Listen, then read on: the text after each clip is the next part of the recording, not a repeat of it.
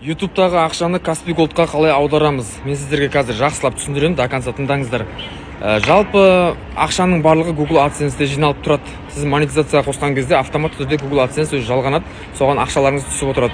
Соның ішіне кіретін болсаңыздар, платеж деген бар, сол жерге сіздер өз ішіне кірсеңіз бәрі түсінікті, сол жерге картаңызды, Каспий Голдтағы 12 саныңызды жазасыз, сосын сіздің аты жөніңізді шығарады.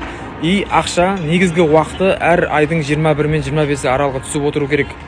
Және де $100 жоғары болу керек. Мысалы, $100 кем болатын болса ақша түспейді, $100 жоғары болатын болса сізге ақшаны аударып алуға болады.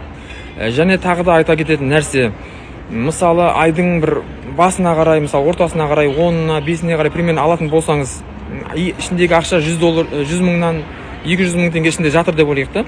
Алатын болсаңыз, мысалы, бүгін сіз картаңызды тіркедіңіз, ертесіне сразу ақшаңыз түседі. Және де ары қарай тағы да күндер бар ғой, мысалы 21-не дейін тағы бір 10 шақты күн бар ғой. Ол күннің ақшасы